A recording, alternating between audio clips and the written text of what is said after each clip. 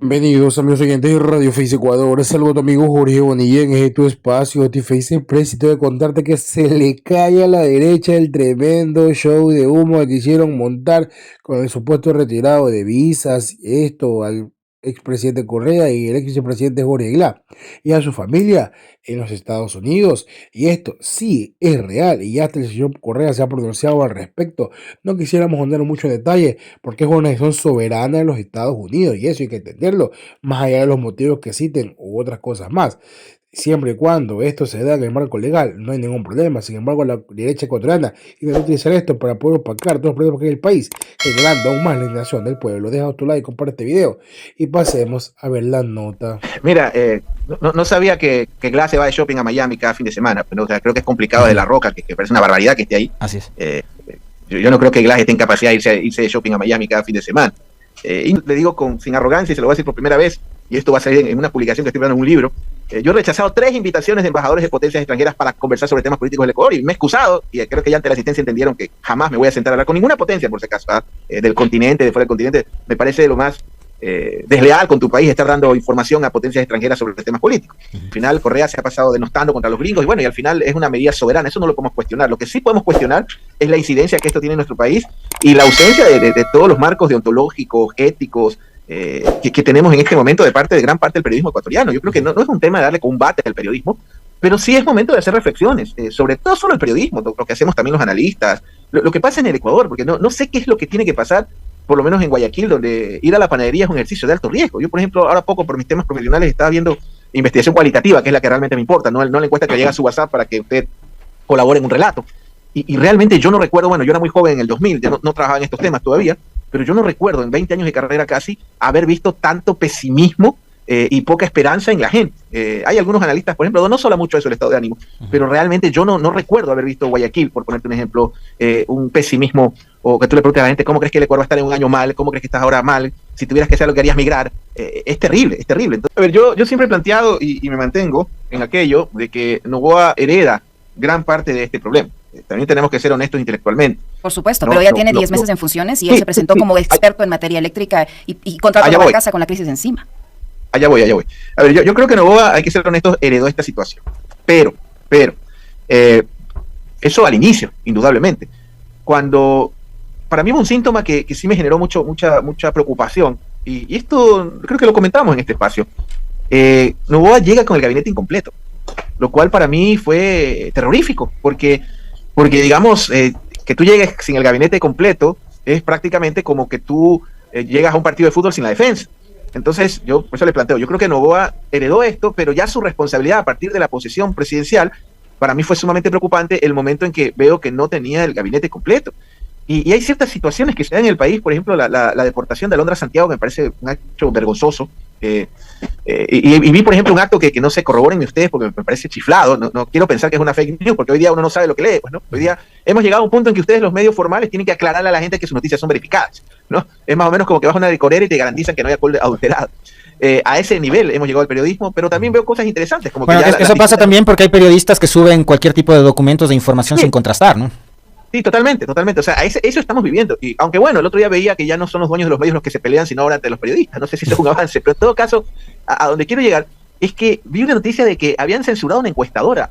Yo nunca en toda mi carrera, en todo el mundo hispano, los últimos 20, te puedo decir casi que he trabajado en toda América Latina, solo me faltaría Bolivia y Brasil, ¿ya? Nunca yo vi un país donde se censuraba una encuestadora. Entiendo que a Omar Maluk no lo censuraron o no le renovaron la licencia. O sea, realmente estamos, como dicen los hermanos evangélicos, viviendo el final de los tiempos. Y más allá de estos hechos políticos, vergonzosos desde mi punto de vista, siento que el Ecuador está en una crisis que de no resolverse. Imagínese usted porque claro, hay mucha gente que te dice no, que la base de Manta, que la tabla, que la extradición, no, que Correa hacía la ouija con Escobar hace 10 años y todo esto lo planearon juntos. O sea, ese tipo de estupideces. Cuando tú ves, para mí el tema es netamente económico, un mal manejo económico durante y posterior a la pandemia, donde el Ecuador nunca se recuperó. Y si se mantiene lo que dicen algunos economistas, no economistas influencers, ssino realmente técnicos, de que si esto se sostiene en el tiempo, estos cortes energéticos, podría haber una afectación de menos de 2 puntos en el Producto Interno Bruto versus ya el primer semestre que fue hubo una contracción de la economía, podría tener una crisis similar a la pandemia y eso se resume en multiplicar por 3 la violencia, la inseguridad y toda la crisis. Entonces, ojalá en este proceso electoral la clase política entienda la gravedad de la situación del país, que para mí es tan grave como la invasión del 41, tan grave como la crisis del siglo XIX, cuando el país tenía 4 gobiernos y ya Perú y Colombia negociaban cómo dividirse el país. Ojalá la clase política lo entienda y pueda darle frente a esta crisis terrible que estamos viviendo. Son absoluta de las élites, pero a ver, cuando hablamos de las élites no los circunscribimos a las élites económicas. Hay obviamente una élite oligárquica, indudablemente, pero también hay distintas élites. Yo, por ejemplo, a mí me causa terror el silencio de la academia, por ejemplo. Y por eso creo que las universidades públicas y privadas en general están más preocupadas de controlar el CES, por decirte, que presentar alternativas en el país, salvo, digamos, creo que es una luz la rectora de la Universidad de Cuenca, pero no hay pues tampoco desde la academia una respuesta, lo cual es para mí espantoso que el silencio absoluto de la academia, en una cosa tan básica como que, por ejemplo, el modelo arcaico de nuestros debates, que realmente el de ahora creo que va a ser un chiste, pero las universidades son las que deben de tomar la batuta, las que deben plantear alternativas de proyectos, de políticas de Estado para la electrificación, etcétera, etcétera. Entonces la élite en general, la académica, silente, la económica, una élite, digamos, oligárquica, que no todo obviamente, no, pero un gran sector que prefiere parir a sus hijos en Miami porque Ecuador les parece poca cosa, o que prefieren perder la nacionalidad ecuatoriana a la visa de turismo norteamericana. O sea, estamos viviendo una sociedad donde hay gente que su sueño dorado es que seamos como Puerto Rico, en un país que creo que va camino a ser un híbrido entre Puerto Rico y digamos, y Sudán del Sur, porque bueno, mucha gente me dice, por ejemplo, lo de la famosa base, que para mí no debería ni discutirse, y me dicen, no, es que Europa tiene bases, sí, pero Europa fue sometida, fue rescatada, humillada, digamos, invadida, y esas bases tienen una razón de ser, pues aquí no ganamos absolutamente nada con una base, pues, ¿no? Más allá de meternos en un conflicto geopolítico.